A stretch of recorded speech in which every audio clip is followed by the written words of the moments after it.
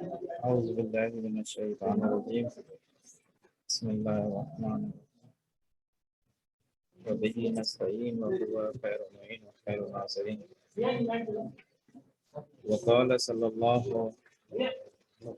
الله صلى الله عليه وآله وسلم والذي نفسي بيده لا تدخلوا الجنة حتى تؤمنوا ولا تؤمنوا حتى تحابوا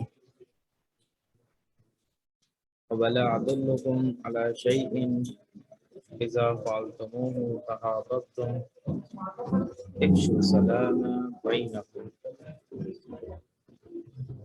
رسول خدا صلی اللہ علیہ وآلہ وسلم فرماتے ہیں کہ قسم ہے مجھے اس کی جس کے قبضے قدرت میں میری جان ہے، تم لوگ جنت میں داخل نہیں ہو سکتے تب تک جب تک تم ایمان نہ لے آؤ، اور تو ایمان نہیں لے آؤ گے یہاں تک کہ تم ایک دوسرے سے محبت نہ کرو۔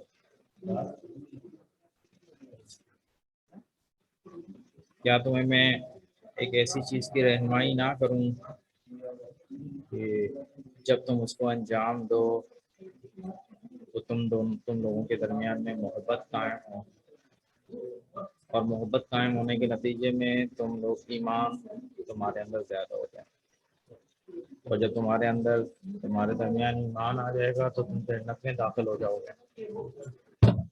لیکن رسول خدا ترتیب سے بتا رہے ہیں اور خدا کی قسم اٹھا کے کہہ رہے ہیں کہ جنت میں تم تب جاؤ گے جب تم ایمان لے آؤ گے، اسی طریقے سے اور ایمان تم تب لاؤ گے جب تم لوگ آپس میں محبت سے پیش آؤ گے۔ اور محبت کب آئے گی اس کے لیے رسول خدا ایک رائے حل بتا رہے ہیں، وہ ہے افش السلام بینکم، کہ تم اپنے درمیان سلام کو زیادہ کر دو، پھیلا دو، افشا کرو، پھیلا دو سلام کو اپنے درمیان۔ جب بھی ایک دوسرے سے ملو، بڑے ہوں چھوٹے ہوں، اپنے ہوں پرائے ہوں، جب بھی آپ ان سے ملتے ہیں تو سلام کیا کریں۔ سلام کرنے سے کیا ہوتا ہے؟ محبت بڑھتی ہے آپس میں۔ اچھا، تو محبت بڑھنے کا کیا نتیجہ ہوگا؟ تو محبت بڑھنے کا نتیجہ ہوگا کہ تم لوگوں کے دلوں میں ایمان بڑھے گا۔ اچھا، ایمان آ گیا تو پھر جنت کے بعد تو انسان کس چیز کی تمنا کرتا ہے؟ کہ جو انسان جنت میں جائے گا وہی اہل بیت کی زیارت کر پائے گا، ان سے ملاقات کر پائے گا، خدا سے اس کی ملاقات ہوگی۔ یہ ساری چیزیں کب ہیں؟ جب انسان آپس میں محبت سے پیش آئے۔ جو بھی کام کریں خدا کے لیے کریں، ضروری یہی ہے کہ جیسے ابھی عرض ہوا حدیث کے اندر کہ جب بھی تم سلام کو زیادہ کر دو گے اپنے درمیان تو تم لوگوں کے درمیان میں محبت بڑھ جائے گی۔ اب سلام کو ہمیں بڑھانا ہے، اچھی سلام جو ہم کر رہے ہیں ایک دوسرے کو وہ بھی خدا کے لیے کریں، کسی اور چیز کے لیے نہ۔ ایسے نہیں کہ اپنے آپ کو بہت باادب اور با اخلاق اور دیندار ثابت کرنے کے لیے ہم سلام کریں، یا فرض کریں کہ کسی کو سلام کریں تاکہ جو ہے وہ پھر اس کی جو ہے ہماری طرف توجہ بڑھے اور پھر اس سے ہم کام نکلوا پائیں۔ یہ ساری چیزیں صحیح نہیں ہیں۔ جو بھی کام اچھا کریں خدا کی راہ میں کریں، خدا کے لیے کریں۔ خدا کے لیے کریں گے تو پھر ہمیں نجات بھی ملے گی، ہمارے کام بھی آسان ہو جائیں گے۔ اگر لوگوں کے پیچھے بھاگیں گے تو ممکن ہے کام نہ ہو پائیں، جس مقصد کے لیے ہم لوگوں کے پیچھے جائیں گے ممکن ہے وہ پورے نہ ہو۔ تو ہمیں کیا کرنا چاہیے؟ خدا کے لیے کام کرنا چاہیے، جو قادر مطلق ہے۔ خدا کے لیے کریں گے تو خدا ہم سے ہر مصیبت کو ٹال سکتا ہے، ہمارے لیے ہر مصیبت کو آسان کر سکتا ہے۔ ایک واقعہ سناتا ہوں اور اس کے بعد جو ہے پھر ہم اپنے درس کی طرف آئیں گے۔ واقعہ کچھ اس طریقے سے ہے کہ رسول خدا فرماتے ہیں کہ 3 لوگ اپنے گھر سے نکلے اور صحرا کی طرف گئے۔ صحرا میں رات پڑ گئی ان کو، اب انہوں نے جو ہے وہ ایک جگہ ڈھونڈی جہاں وہ جائیں اور پناہ لیں۔ تو ان کو ایک پہاڑی نظر آئی، پہاڑ کے اندر ایک گفا نظر آئی۔ یہ گفا میں چلے گئے۔ کیوں گئے؟ کیونکہ سردی بھی تھی اور پھر جانوروں کا بھی خوف تھا، کہیں ایسا نہ ہو کہ جانور ان کو نقصان پہنچا دیں۔ تو وہ گفا میں چلے گئے. اب جیسے گفا میں گئے تو ایک بہت بڑا پتھر گرا اور اس گفا کے جہاں دروازہ یعنی گفا کی جو جگہ تھی انٹری کی داخل ہونے کی اس پر آگے وہ پتھر گر گیا.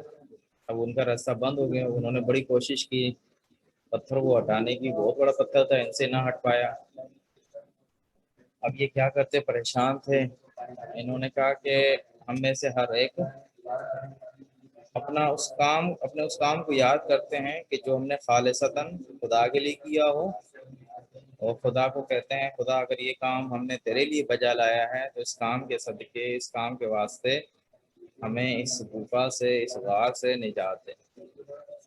تو ایک شخص شروع کرتا ہے, کہتا ہے خدایا تجھے علم ہے, تو جانتا ہے کہ میرے ماں باپ بوڑھے ہیں. میں جب بھی جاتا تھا باہر کمانے کے لیے تو جب بھی آتا تھا تو اپنے ماں باپ کے لیے ایک دودھ اور کچھ کھانا لے کر آتا تھا, اور وہ سب سے پہلے اپنے بچوں سے پہلے, اپنے گھر والوں سے پہلے اپنے ماں باپ کو جا کے دیا کرتا تھا. تو ایک مرتبہ ایسا ہوا کہ دیر ہو گئی تھی اور میں آیا تو دیکھا تو میرے ماں باپ سو گئے تھے. تو اب مجھے یہ گوارا نہیں تھا کہ میں اپنے بچوں کے پاس کھانا لے جاتا, ایسا نہ ہو کہ پیچھے ماں باپ اٹھ جاتے اور وہ پھر بھوک سے ہوتے. تو میں وہ دودھ کے پیالہ لے کے کھڑا رہا ساری رات صبح تک. صبح ہوئی, میرے ماں باپ اٹھے, میں نے ان کو دودھ دیا, انہوں نے پیا. تو خدایا اگر یہ میں نے کام تیرے لیے کیا ہو تو ہمیں اس گفا سے نجات ہے. اس کا یہ کہنا تھا. تو وہ جو پتھر پڑا ہوا تھا جس نے راستہ بند کر دیا تھا ان کا, وہ اس کے درمیان میں ایک شگاف ہوا, ٹوٹا, اور ان کو ابھی اتنی نئی جگہ بنی تھی کہ یہ نکل پاتے. پھر بھی ابھی مشکل تھا ان کا باہر نکلنا, لیکن کچھ پتھر ٹوٹا آتا بیچ میں سے. پھر دوسرے نے کہا خدایا تو جانتا ہے کہ میری ایک کزن تھی, چچا کی بیٹی, جس سے میں بہت پیار کرتا تھا, عشق کرتا تھا, اور ایک دفعہ میں بہت مریض ہوا اور وہ مجھے کافی عرصے کے بعد ملنے آئی جب میں مریض تھا. تو میں نے اس سے پھر گزارش کی اس سے کہ بھائی تم تنہا میرے ساتھ رہو ابھی کچھ وقت. وہ میرے ساتھ تنہا رہ گئی اور میں نے اسے کچھ پیسے دیے. باتیں ہوتی رہیں. پھر میں نے اس سے نزدیک ہونا چاہا, اسے برے کام کا ارادہ کیا. تو اس کزن نے کہا تھا کہ تم ایسا نہیں کر سکتے, میں تم پر حرام ہوں.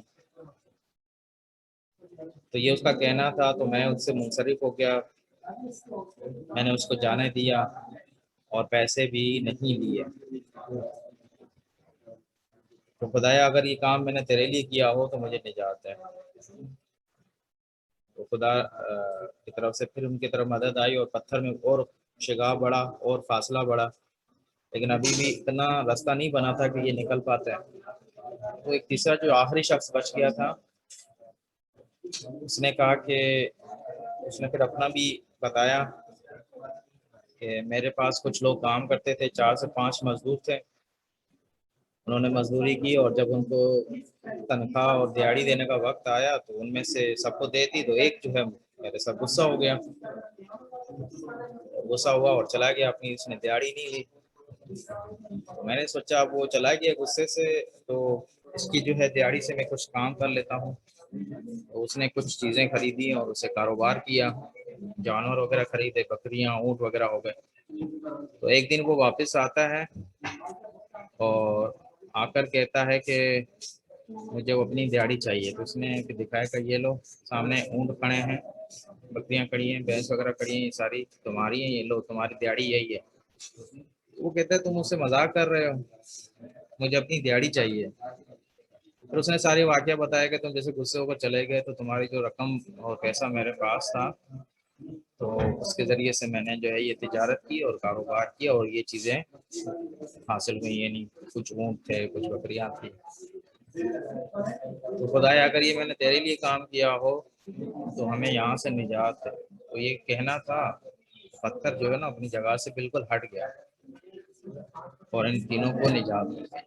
اب دیکھیں کیا ہوا، انہوں نے ساروں نے اپنے خدا کے لیے کام کیا تھا، تو اسے یہ پتہ چلتا ہے کہ جو بھی اپنے خدا کے لیے کام کرتا ہے، خدا کی راہ میں کام کرتا ہے، خدا کے لیے کرتا ہے، خلوص کے ساتھ کرتا ہے، تو خدا اس کی مدد کرتا ہے۔ اور یہ یقین مان ہے، دنیا کی جتنی بھی بڑی مشکل ہو، خدا قادر مطلق ہے، وہی آپ سے دور کر سکتا ہے اور کوئی چیز دور نہیں کر سکتے۔ اس دنیا کے اندر اگر سب سے بڑی مشکل بھی آ جائے تو خدا کے آگے کچھ بھی نہیں ہے۔ اگر ہم لوگوں کے سہارے چلیں گے، دوسروں کے سہارے چلیں گے، تو ہم بہت پچھتائیں گے، بہت نقصان اٹھائیں گے۔ اگر چاہتے ہیں تو فقط ہم خدا کی طرف جائیں، فقط خدا کا سہارا لیں۔ درود پڑھیے محمد والے محمد کی ذات پر۔ اللہ صلی علی محمد وعلی محمد۔ جی کل میں نے کچھ کام دیا تھا آپ لوگوں کو، انشاءاللہ آپ لوگوں نے کیا ہوگا۔ وہ یہ تھا کہ آپ کو نماز کا جو اس کا ترجمہ ہے وہ یاد کرنا ہے، سنانا ہے۔ تو کچھ مسائل پڑھنے کے بعد انشاءاللہ پھر ہم آپ سے وہ پوچھتے ہیں۔ ہم پہنچے تھے کہاں، ذکر پر میرے خیال میں، ذکر پر پہنچے تھے۔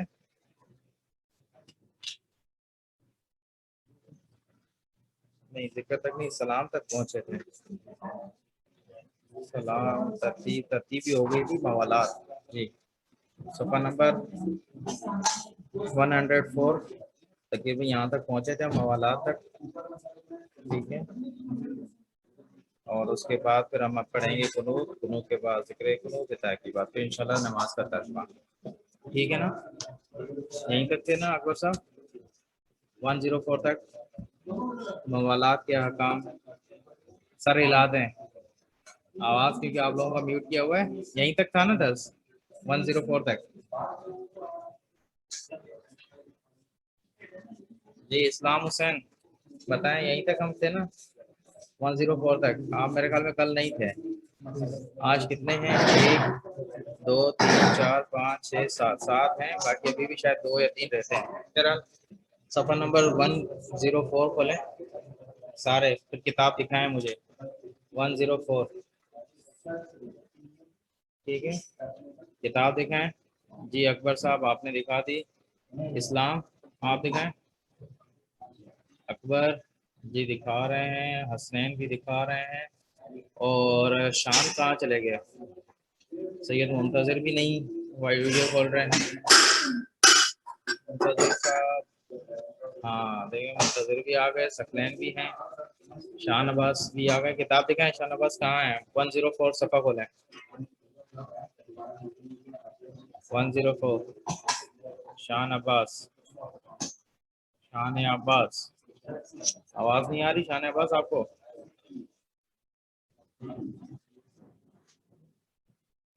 مجھے لگ رہا ہے شان عباس کو آواز نہیں آ رہی۔ جی شان عباس میں کہہ رہا ہوں کہ صفحہ دکھائیں کہاں تک پہنچے ہیں، 104 تک۔ اوہو آپ کے پاس بک نہیں ہے، لا حول ولا قوت، اتنے دن ہو گئے، 20 دن گزر گئے ہیں اور ابھی تک آپ کے پاس بک نہیں ہے۔ چلیں، تو نماز کے واجبات میں سے کہتے ہیں ایک واجب کیا ہے؟ موالات ہے۔ موالات کا مطلب ہوتا ہے کہ یعنی آپ جب نماز پڑھ رہے ہیں تو ہم نے جو واجبات بیان کیے، جیسے نیت ہے، قیام تھا، تکبیر تھی، رکوع تھا، سجدہ تھا، تشہد ہے، سلام ہے، یہ جب ہم انجام دے رہے ہوں نماز کے اجزاء کو، تو ان کو پے در پہ انجام دینا چاہیے۔ یعنی اتنا فاصلہ نہ آئے کہ لوگ کہیں کہ بھائی اس نے جو ہے وہ نماز اس کی اب نماز میں نہیں ہے، نہیں اتنا فاصلہ نہیں آنا چاہیے۔ تھوڑا بہت فاصلہ آتا ہے ان میں تو کوئی مشکل نہیں ہے، لیکن اگر زیادہ فاصلہ آ جائے اور کہے کہ بھائی نماز کی حالت سے خارج ہو گیا ہے تو پھر اس کی نماز باطل ہو جائے گی۔ تو یہ بہت زیادہ اس کا خیال کرنا ہے ہمیں، نماز کے اجزاء میں زیادہ فاصلہ نہیں ڈالنا، ٹھیک ہے؟ پھر یہ کہتے ہیں کہ اگر کلموں کے درمیان میں یا ایک کلمے کے حروف کے درمیان میں ہم بھولے سے کچھ زیادہ فاصلہ کرتے ہیں، مثلا ہم کہیں الحمدللہ اور پھر اس وقت کے بعد فاصلے کے بعد رب العالمین کہیں، ٹھیک ہے، بھولے سے، اور تو بعد میں اس کے بعد رکن کے بعد متوجہ ہوں، کسی رکن کو انجام دینے کے بعد اگر متوجہ ہوں کہ ہم نے کلموں کے درمیان بہت زیادہ فاصلہ ڈال دیا ہے تو نماز صحیح ہے اور ان کلمات کی تکرار کی ضرورت نہیں ہے. لیکن اگر ہم کسی رکن میں داخل ہونے سے پہلے متوجہ ہوئے ہیں کہ کلموں کے درمیان بہت زیادہ غیر متعارف طور پر ہم نے اس کے اندر جو ہے وہ فاصلہ ڈال دیا ہے بہت زیادہ، تو پھر کہتے ہیں کہ اس کو ہم کلمات کو دوبارہ پڑھیں گے. تو بس 2 صورتیں ایسے ہوں گی. دیکھیں اس کے اندر مسئلہ دیکھیں موالات. یہ نمازی کو اجزائے نماز مثلا رکوع، سجود کی جگہ سجدہ کہنا چاہیے، سجدے، تشہد وغیرہ کو موالات کے ساتھ یعنی پے در پہ بجا لانا چاہیے اور ان کے درمیان غیر معروف اور طولانی فاصلہ نہ کرے. بس اگر نماز کے اجزاء کے درمیان اتنا فاصلہ ہو جائے کہ دیکھنے والے کی نظر میں نماز کی حالت سے خارج ہو جائے تو اس کی نماز باطل ہے. پھر اشعار میں وہی بیان کرتا ہے کہ کلموں کے درمیان میں بھی زیادہ فاصلہ نہیں آنا چاہیے، نہ کلموں کے درمیان میں کلمات میں، نہ ہی جو ایک کلمے کے حروف میں. مثلا آپ اور بہت فاصلہ لانے کے بعد کہیں حمد، اس طریقے سے بھی صحیح نہیں ہے. لیکن اگر آپ جو ہے بھولے سے کرتے ہیں اور رکن کو بجا لانے کے بعد، کوئی رکن بجا لانے کے بعد آپ کو یاد آتا ہے، مثلا رکوع کے بعد آپ کو یاد آتا ہے کہ میں نے جو ہے بہت زیادہ فاصلہ ڈالا تھا، تو آپ کی نماز صحیح ہے، تکرار کرنے کی ضرورت ہے. لیکن اگر رکوع میں داخل ہونے سے پہلے اگر آپ یہ کام کرتے ہیں اور آپ کو یاد آ جاتا ہے رکن سے پہلے، تو پھر آپ کو ان کلمات کو دوبارہ انجام دینا پڑے گا. اس کے بعد قنوت کیا ہے؟ قنوت کا مطلب وہی کہ واجب اور مستحب نمازوں میں جو دوسری رکعت کے اندر قرات کرنے کے بعد سورہ حمد اور کوئی بھی سورہ کو پڑھنے کے بعد جب ہم دوسری رکعت میں ایک دعا کے لیے ہاتھ اٹھاتے ہیں اس کو قنوت کہا جاتا ہے. ٹھیک ہے. پھر کہتے ہیں کہ نماز جمعہ میں جو ہے قنوت کہاں ہوتا ہے؟ پہلی رکعت میں رکوع سے پہلے ہے اور دوسری رکعت میں رکوع کے بعد ہے. یہ فرق ہے. معمولاً ہم بہت زیادہ اس کے اندر بھول جاتے ہیں نماز جمعہ پڑھتے ہوئے. نماز جمعہ میں کیا ہوتا ہے کہ رکوع سے پہلے قنوت پڑھا جاتا ہے اور دوسری رکعت میں قنوت کے بعد، رکوع کے بعد قنوت پڑھا جاتا ہے. تو دونوں کی جگہ الگ الگ ہے، پہلی رکعت میں اور دوسری رکعت میں. ٹھیک ہے.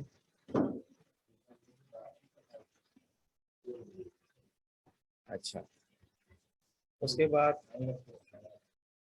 عید فطر اور عید قربان کے حوالے سے بھی بتا رہے ہیں کہ عید قربان اور عید فطر کے اندر پہلی رکعت میں، کیونکہ عید فطر اور عید قربان میں بھی کیا ہوتی ہے 2 رکعت پڑھنی ہوتی ہیں، اور کہتے ہیں کہ پہلی رکعت میں 5 قنوت ہوتے ہیں اور دوسری رکعت میں 4 قنوت. یعنی عید کی نماز چاہے قربانی عید ہو، یعنی قربانی والی، یا جو ہے عید فطر ہو، یعنی جو رمضان کے بعد، ماہ رمضان کے بعد آئے گی، 2 رکعت نماز پڑھی جاتی ہے اور پہلی رکعت میں 5 قنوت ہوتے ہیں اور دوسری رکعت میں 4 قنوت ہوتے ہیں. تو یہ قنوت کے حوالے سے تھا. اب کیا قنوت میں پڑھنا ہے، ذکر کیا کرنا ہے؟ کہتے ہیں آپ قنوت کے اندر ہر ذکر کر سکتے ہیں، ہر دعا پڑھ سکتے ہیں، قرآن کی کوئی آیت بھی پڑھ سکتے ہیں، یہاں تک کہ آپ کوئی درود پڑھیں، یا پھر آپ فقط قنوت کے اندر سبحان اللہ بھی کہہ سکتے ہیں. قنوت کے اندر مختلف ذکر ہو سکتے ہیں، آپ قرآن پڑھ سکتے ہیں، دعا پڑھ سکتے ہیں، یا کوئی اور ذکر کریں، یا درود پڑھیں، یا سبحان اللہ کہیں فقط، یا بسم اللہ کہیں، یا بسم اللہ الرحمن الرحیم کہیں. یہ سب صحیح ہیں، لیکن پھر کہتے ہیں بہتر یہی ہے کہ ان دعاؤں کو پڑھا جائے جو قرآن میں آئی ہوں. مثلا ربنا آتینا فی الدنیا حسنہ وفی الآخرۃ حسنہ وقنا عذاب النار، اس دعا کو پڑھے. یا جو ائمہ معصومین علیہ السلام سے نقل ہوئی ہیں اس سے وہ پڑھنی چاہیے دعائیں. مثلا جیسے انہوں نے ذکر کیے لا الہ الا اللہ حلیم الکریم، لا الہ الا اللہ العلی العظیم، سبحان اللہ رب السماوات السبع ورب الارضین السبع وما فیہن وما بینہن ورب العرش العظیم الحمد للہ رب العالمین. یعنی یہ آپ دعا بھی پڑھ سکتے ہیں. تو بہتر کیا ہے کہ آپ قرآن کے اندر جو ذکر کی گئی ہیں دعائیں ان کو پڑھا جائے، یا جو ہے وہ دعائیں پڑھی جائیں جو ائمہ معصومین علیہ السلام سے نقل ہوئی. اس کے بعد پھر ترتیبات ہیں. ترتیبات میں پھر کہتے ہیں کہ ضروری نہیں کہ ترتیبات نماز عربی میں ہوں، یعنی آپ جو نماز کے بعد ترتیبات انجام دیتے ہیں تو ضروری نہیں کہ وہ عربی زبان میں ہوں، لیکن بہتر ہے کہ ان دعاؤں اور ان ذکر کو پڑھا جائے جو ائمہ علیہ السلام سے نقل ہوئی ہیں اور ہم تک پہنچی ہیں ان سے. اور پھر کہتے ہیں کہ سب سے بہترین ترکیبات نماز کے بعد کیا شمار ہوتی ہے؟ تسبیحات زہرا. جو تسبیح رسول خدا نے جناب زہرا کو تعلیم دی تھی، کہتے ہیں سب سے بہترین چیز یہی ہے کہ نماز کے بعد کیا پڑھا جائے؟ تسبیحات زہرا پڑھا جائے. تسبیحات زہرا کیا ہے؟ کہتے ہیں کہ وہی سب کو معلوم ہے، 34 مرتبہ اللہ اکبر، 33 مرتبہ الحمدللہ اور 33 مرتبہ سبحان اللہ. پھر بتا رہا ہوں، 34 مرتبہ اللہ اکبر، 33 مرتبہ الحمدللہ اور 33 مرتبہ سبحان اللہ. یہ جو ہے بہت اس کی تاکید ہے، اور انسان اس کو نماز پڑھنے کے بعد پڑھے. ٹھیک ہے. اس کے بعد پھر آتے ہیں، کہتے ہیں کہ دعاؤں کی کتابوں میں ائمہ سے ترکیبات نقل ہوئی ہیں. ہمارے پاس آپ دیکھتے ہیں بہت ساری کتابیں، ترکیبات جعفریہ میرے خیال میں اس طرح کی کوئی، یا ترکیبات نماز کے نام سے ایک چھوٹی سی بک آتی ہیں، یا دوسری مختلف بک آتی ہیں. ان کے اندر تحقیقات ذکر کی ہوئی ہیں کہ مثلا نماز فجر کے بعد کیا دعا پڑھنی چاہیے، نماز ظہر و عصر کے بعد کون سی دعائیں پڑھنی چاہیے، نماز مغرب و عشاء کے بعد کیا نماز پڑھنی، کون سی دعائیں پڑھنی چاہیے. یہ ہمارے پاس چھوٹی بکس میں آج کل ملتی ہیں. اور پھر کہتے ہیں کہ مستحب ہے کہ نماز کے بعد سجدہ شکر کرے، یعنی تمام نعمتوں کے شکرانے اور نماز پڑھنے کی توفیق الہی پر شکرانے کی نیت سے زمین پر پیشانی کو رکھے، اور بہتر یہ کہ 3 مرتبہ یا زیادہ کہے شکر اللہ. دیکھتے ہیں آپ معمولاً جب بھی ہم نماز پڑھتے ہیں مسجدوں میں، تو نماز پڑھنے کے بعد ہم معمولاً بڑے لوگوں کو، بزرگوں کو دیکھتے ہیں کہ وہ سجدے میں چلے جاتے ہیں. تو وہ سجدہ شکرانہ سجدہ ہوتا ہے کہ خدا نے ہمیں توفیق دی نماز پڑھنے کی، تو ہمیں بھی نماز پڑھنے کے بعد یہ کام کرنے چاہیے. جی اب میں جو ہے وہ سب کا جو ہے وہ میوٹ ختم کر رہا ہوں، اللہ کرے ہو جائے. اب جو ہے وہ سب سے میں ایک ایک نام لے کر ان سے سوال کروں گا، تو مہربانی کر کے آپ مجھے جواب دیجیے گا. ٹھیک ہے. سب سے پہلے اکبر حسین، فقط وہی بولیں گے اور کوئی نہیں بولے گا. اکبر حسین سے سوال ہے کہ سورہ حمد کا ترجمہ بتائیں، اور کتاب کو دیکھے بغیر، بالکل خیانت نہیں کرنی. جو ہے ایسے نہیں کہ میں نہیں دیکھ رہا ہوں، اللہ تو آپ کو دیکھ رہا ہے، تو بغیر اس کے خیانت کی کتاب کو نہیں کھولنا، کتاب سب کو بند رکھنی ہے، اور میں پڑھتا جاتا ہوں اور اس کا آپ نے ترجمہ بتانا ہے. جی اکبر صاحب، سب سے پہلے آپ، میری آواز آ رہی ہے نا آپ کو؟ جی بہت اچھا. اکبر صاحب بسم اللہ الرحمن الرحیم کا ترجمہ کریں. بسم اللہ الرحمن الرحیم. شروع اللہ کے نام سے جو بڑا مہربان بڑا رحمان ہے. صحیح. الحمدللہ رب العالمین کا معنی کیا ہے؟ ساری تعریفیں اللہ کے لیے جو تمام عالمین کا پالنے والا ہے. احسان، بہت اچھا. اور پھر رحمان الرحیم کا معنی کیا ہے؟ وہ بڑا رحیم الرحیم ہے. صحیح. مالک یوم الدین. چلو ہو گئی نا. مالک یوم الدین کا کیا معنی ہے؟ قیامت کے دن کا مالک ہے. یوم الدین کا مطلب ہے قیامت کا دن. ایاک نعبد و ایاک نستعین، اس کا ہم تیرے ہی عبادت کرتے ہیں اور تجھ سے ہی مدد مانگتے ہیں. اہدنا الصراط المستقیم، ہمیں سیدھے راستے کی ہدایت فرما. ہاں کہ صراط مستقیم کی ہدایت کر رکھ. پھر صراط الذین انعمت علیہم.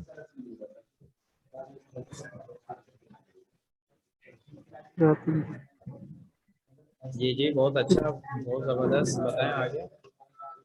ان کا راستہ نہیں جن پر تو نے غضب نازل کیا. نہیں، نعمت نازل کی. صراط الذین انعمت علیہم یعنی وہ صراط مستقیم ان لوگوں کا راستہ ہے جن پر تو نے نعمتیں نازل کی. ٹھیک ہے. جی سر. پھر غیر المغضوب علیہم ولا الضالین، اس کا کیا مطلب ہے؟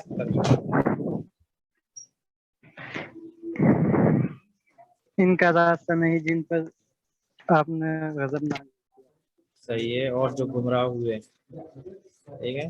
یعنی مجھے ان جی لوگوں سر. کے راستے کی ہدایت کر جن پر تو نے نعمتیں نازل کی، اور نہ کہ ان لوگوں کے راستے پر جن پر تو نے کیا کیا ہے؟ غضب، اور جو گمراہ ہوئے ہیں. جی اس کے بعد ہیں، بہت اچھا ماشاءاللہ، سلامت رہیں، اسلام حسین. نہیں اسلام حسین نہیں، حسنین حیدر. حسنین حیدر کہاں ہیں؟ وہ اپنا مائک جو ہے وہ آئیں مائک پر. اور اکبر آپ اپنا مائک بند کر دیں تاکہ آواز نہ آئے. حسنین حیدر. جی السلام علیکم. آپ کی آواز مجھ تک نہیں آ رہی ہے اس نے.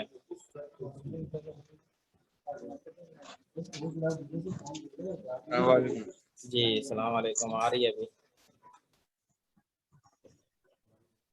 جی کتاب بند رکھیں اور مجھے جو ہے وہ اس کا ترجمہ بتائیں سورہ توحید کا, اور کتاب بند رکھنی ہے, کتاب کو نہیں دیکھنا, ٹھیک ہے. بسم اللہ الرحمن الرحیم, اس کا ترجمہ کریں. شروع اللہ کے نام سے جو بڑا مہربان اور رعایت رحم کرنے والا ہے. قل هو اللہ احد. اے رسول کہہ دیجئے کہ اللہ بے نیاز ہے. نہیں, احد کا مطلب ہے اللہ ایک ہے. اللہ ایک. جی. اللہ صمد. اللہ بے نیاز ہے. اللہ بے نیاز ہے. صمد کا کیا معنی ہے؟ بے نیاز. بے نیاز. لم یلد ولم یولد. اس کی کوئی اولاد نہیں, اور نہ اس کا کوئی بیٹا.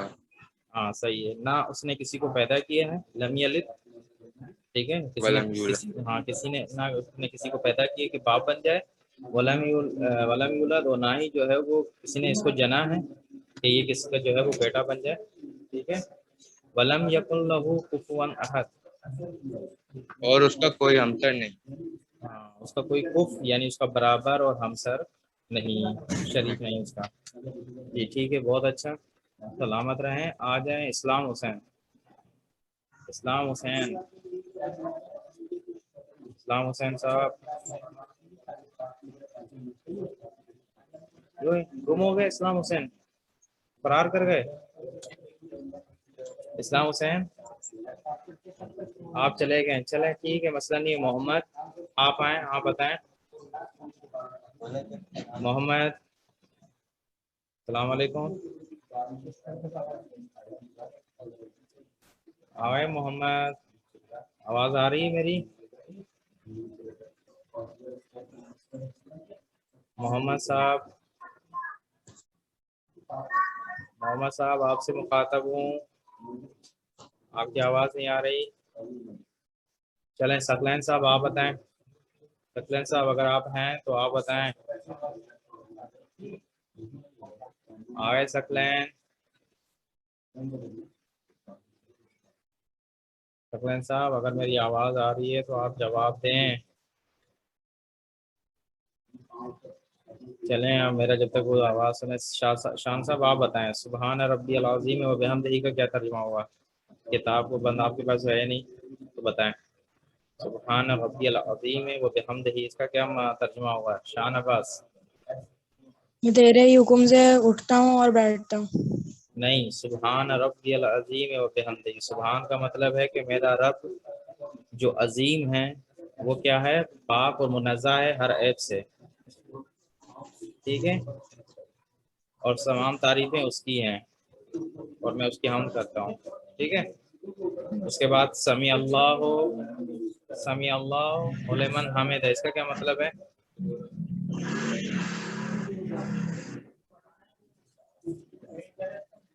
شان صاحب اس کا ترجمہ جی کریں, سر. اس کا ترجمہ کریں. سمیع اللہ لمن حمد.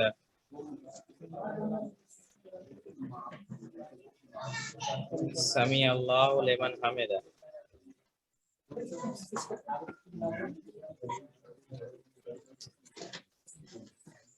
بتائیں شان صاحب.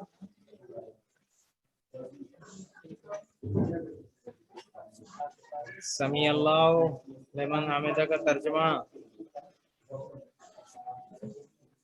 شان عباس.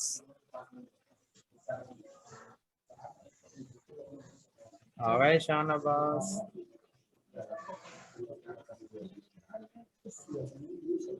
سر ہمیں پتہ نہیں, ٹھیک ہے. اچھا آپ کو پتہ نہیں تھا, آپ کل نہیں آئے تھے کیا؟ آپ کل نہیں آئے تھے؟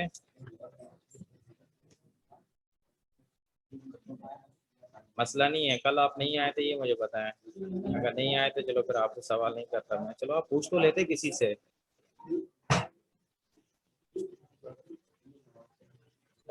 چلیں پھر ثقلین آپ بتائیے. تو آئے تھے تو پھر میں نے تو بتایا تھا نا. یہ ہاں تو وہ ابھی بتا رہے ہیں کہ آپ آئے تھے. چلیں پھر میں ضرور کل پوچھوں گا سب سے. جن سے آج پوچھا ہے ان کو چھوڑ کر میرے خیال میں آج اگر اسنین سے اور اکبر سے پوچھ چکا ہوں میں. باقی جو ہے وہ مجھے کل بتائیں گے. نماز کا پورا ترجمہ یہ یاد کر کے آئیے گا, ٹھیک ہے؟ آگے سے مسئلے پڑھتے ہیں. 109 پر آ جائیں سارے, صفحہ نمبر 109 پر. یہ سب سے پھر میں ریکویسٹ کر رہا ہوں کہ کل تو چھٹی ہے, پرسوں اور کسی بھی صورت میں اس کا جو ہے وہ ترجمہ دیکھ کر آئیے گا. اور میں آج میں کل 2-3 دن سے کہہ رہا ہوں لیکن کچھ مصروفیات کی وجہ سے آپ لوگوں کو سوال نہیں بھیج پایا. میں انشاءاللہ آج جا کے کچھ سوال بناتا ہوں تو اس کے جوابات مجھے پھر پرائیویٹ پہ ہر صورت میں چاہیے, ٹھیک ہے؟ واٹس ایپ پرائیویٹ میں, کیونکہ آن لائن کلاس ہو رہی ہے تو آپ لوگ بھی سوال نہیں کر پا رہے تو بہتر ہے. معذرت چاہتا ہوں ڈسکنیکٹ ہو گیا تھا نیٹ. تو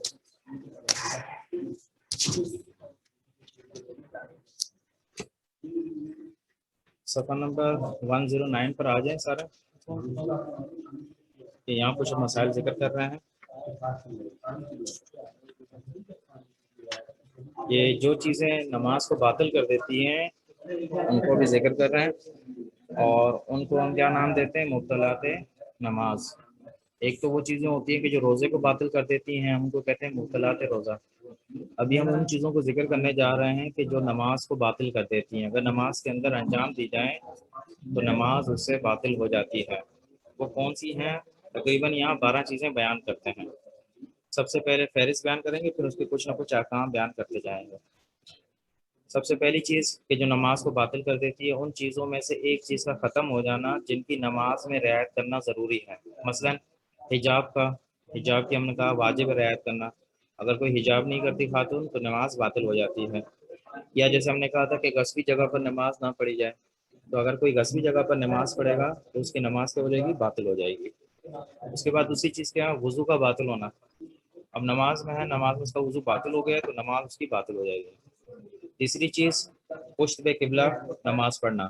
اب اگر جو ہے وہ قبلے سے ہٹ کر آپ قبلے کی طرف پیٹ کر دیتے ہیں اور دوسری طرف نماز پڑھتے ہیں تو اس سے آپ کی نماز باطل ہو جاتی ہے. نماز میں باتیں کرنا نماز کے باطل ہونے کا سبب بنتا ہے. ہاتھ باندھ کر نماز پڑھنا, جس طرح کے بعض اسلامی فرقے پڑھتے ہیں, اس سے بھی نماز باطل ہو جاتی ہے. اور حمد کے بعد آمین کہنا, اس سے بھی کیا ہے؟ نماز باطل ہو جاتی ہے. اور ساتویں چیز ہنسنا. اگر نماز کے اندر کوئی ہنس رہا ہے تو ہنسنے سے نماز باطل ہو جاتی ہے. جی تو چھٹا مسئلہ جو ہے ہم کے بعد آمین کہنا. جی لوگ الحمد کے بعد الحمدللہ رب العالمین کہتے تو ایسے نماز میں. آمین کہنا جی سر. وہ آگے آئے گا اس کا مسئلہ. آمین کہنا جو ہے بات وہ جی وہ بعد میں بھی آئے گا, ٹھیک ہے. آمین کہنے سے جو ہے وہ ظاہر نماز باطل نہیں ہوتی, لیکن اس سے جو ہے وہ جیسے انہوں نے بھی, بلکہ ہاں ہم کے بعد آمین کہنا اس سے نماز باطل ہو جاتی ہے. صحیح لکھا ہوا ہے. چھٹا نمبر دیا ہوا اس میں نے شاید نہیں پڑھا.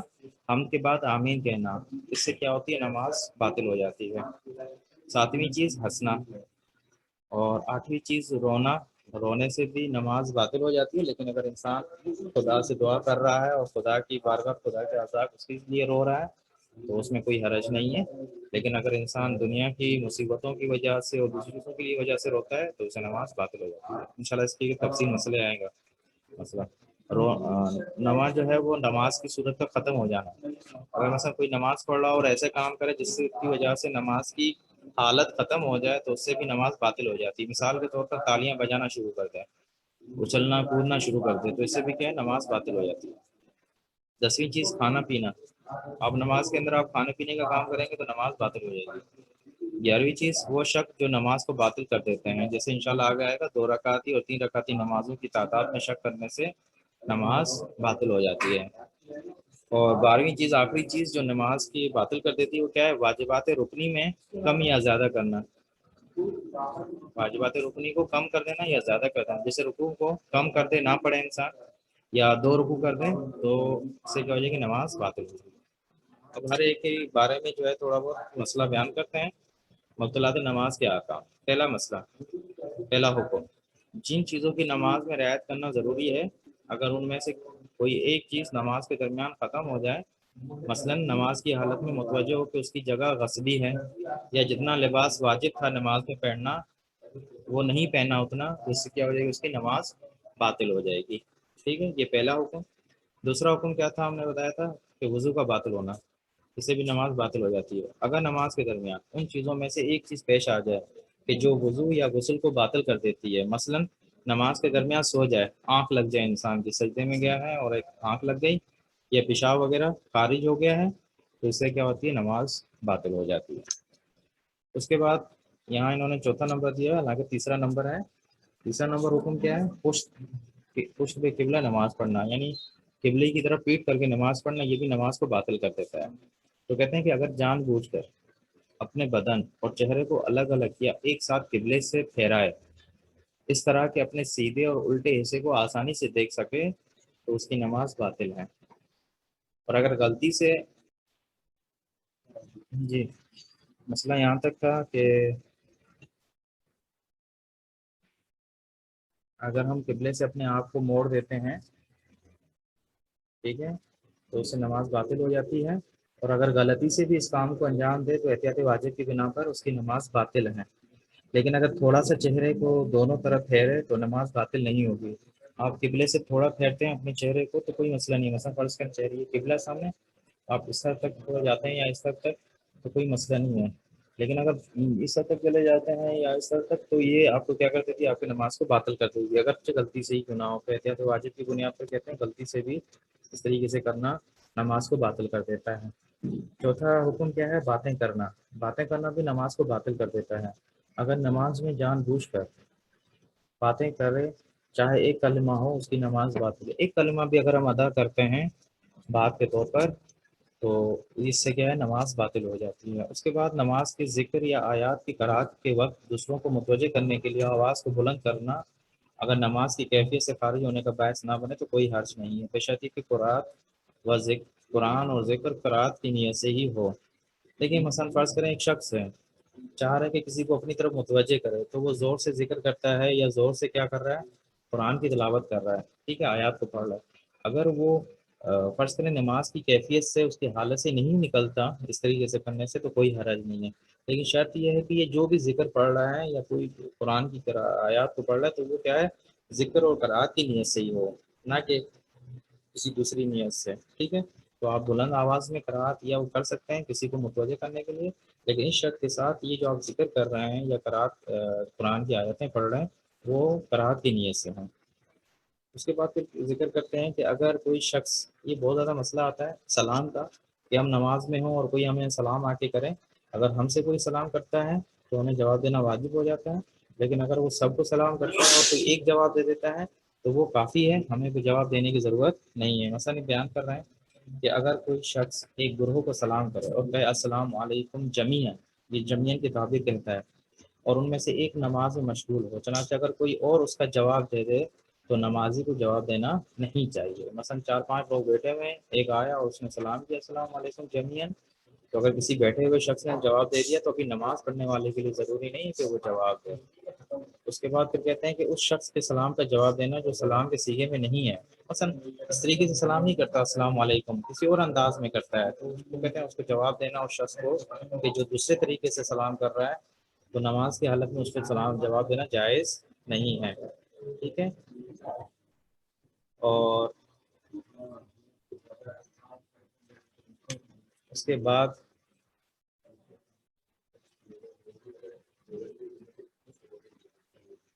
پھر کہتے ہیں کہ اس شخص کے، یہ بھی ہو گیا. پھر کہتے ہیں لیکن اگر نماز کی حالت میں نہ ہو تو اگر ایسا کلام ہو جو عرف میں سلام شمار ہوتا ہو تو احتیاط واجب کی بنا پر اس کا جواب دینا چاہیے. اب کہتے ہیں کہ نماز میں نہیں ہے آپ، اور اسی طریقے سے اگر کوئی اور شخص آپ کو سلام کرتا ہے، آپ نماز میں نہیں ہے لیکن وہ سلام والا انداز نہیں، کسی اور طریقے سے آپ کو سلام کر رہا ہے، تو کہتے ہیں جواب دینا چاہیے. پھر سلام کے بارے میں کچھ نکات یہاں ذکر کر رہے ہیں، 2 نقطے ظاہر، بلکہ 3-4 نقطے یہاں بیان کر رہے ہیں.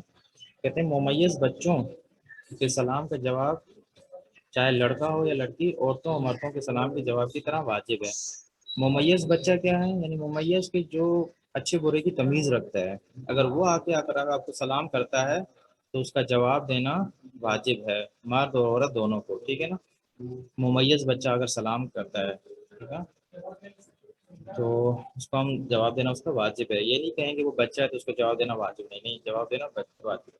پھر کہتے ہیں کہ اگر کوئی سلام سنے لیکن غفلت یا کسی اور وجہ سے سلام کا جواب نہ دے، یہاں تک کہ کچھ وقت گزر جائے، چنانچہ اگر تاخیر اتنی ہو کہ سلام اور تحیت کا جواب شمار نہ کیا جائے تو جواب دینا واجب نہیں ہے. ایک انسان ہے سلام کرتا ہے اور آپ جواب دینا بھول جاتے ہیں اور کافی وقت گزر جاتا ہے، تو اب اگر آپ جواب دیں گے تو اصل جو ہے وہ جواب شمار نہیں ہوگا، تو پھر کہتے ہیں کہ پھر اس وقت سلام کا جواب دینا واجب نہیں ہے. یہ دو مسئلے ہیں، یہ ختم کرتے ہیں انشاءاللہ، پھر بعد میں آگے والے پڑھیں گے. اگر سلام کرتے وقت السلام علیکم کے بجائے لفظ سلام سے استفادہ کیا جائے، چنانچہ عرف میں اگر اس کو تحیت و سلام کہا جائے تو واجب ہے. مثلا کوئی یہ نہیں کہتا السلام علیکم، آ کے کہتا سلام، اور اس کو عرف جو ہے اس کو سلام مانتا ہے، تو پھر سلام کا اس کا جواب دینا بھی واجب ہے.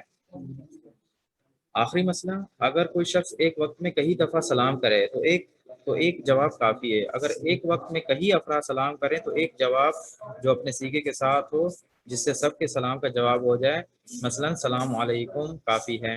مثلا اگر آپ سے جو ہے وہ ایک ہی شخص کئی مرتبہ سلام کرتا ہے تو اس کو ایک جواب دیں گے، لیکن کئی افراد آپ کو آ کے سلام کریں تو آپ کو پھر کیسے جواب دینا ہے؟ پھر آپ کو ایک ایسا جواب دینا ہے جو سب کو سلام پہنچے، جس کے ذریعے سے جواب آ جائے. وہ کیا کرنا ہے؟ مثلا اگر آپ کو کوئی سارے کہتے ہیں کہ آپ کہیں علیک السلام، علیکم سلام، یا سلام علیکم، آپ پر بھی سلام ہو، تو اس طریقے سے کہیں گے. ایسا نہیں کہ 10 لوگ آ کے سلام کرے تو 10 کو الگ الگ جواب دینا پڑے گا. نہیں، 10 سلام کرتے ہیں تو ایک ہی جواب دیں گے، لیکن ایسا جواب دیں گے کہ سب کو جواب آ جائے اس طریقے سے. ٹھیک ہے، کیسے انہوں نے بتا دیا سلام علیکم، ٹھیک ہے، اور اس کا ہم کیا جواب دیں گے؟ علیکم. مثلا سلام علیکم بھی جواب میں کہہ سکتے ہیں اور یہ بھی کہہ سکتے ہیں علیکم سلام. تو یہ جو ہے وہ کیا ہے؟ طریقہ کار ہے سلام کے ادا کرنے کا. تو انشاءاللہ کل تو نہیں، پرسوں وہ جو قرآن نماز کا جو ترجمہ ہے اس کو یاد کر کے آئیے گا. انشاءاللہ آپ سے سوال کروں گا، اور آج بھی انشاءاللہ میں کچھ سوال بھیجوں گا کسی بھی صورت میں. 2-3 دن سے کہتے ہوئے آ رہا ہوں لیکن مصروفیات کی وجہ سے نہیں ہو پا رہا، لیکن انشاءاللہ آج کوشش کروں گا کہ آپ کو سوالات بھیج دوں. دعا میں یاد رکھیے گا اور دعا امام زمانہ کی تلاوت کر دیجیے. اپنا جو ہے رول نمبر اور نام بھیج دیں تاکہ جو ہے وہ سب کی اٹینڈنس لگ جائے.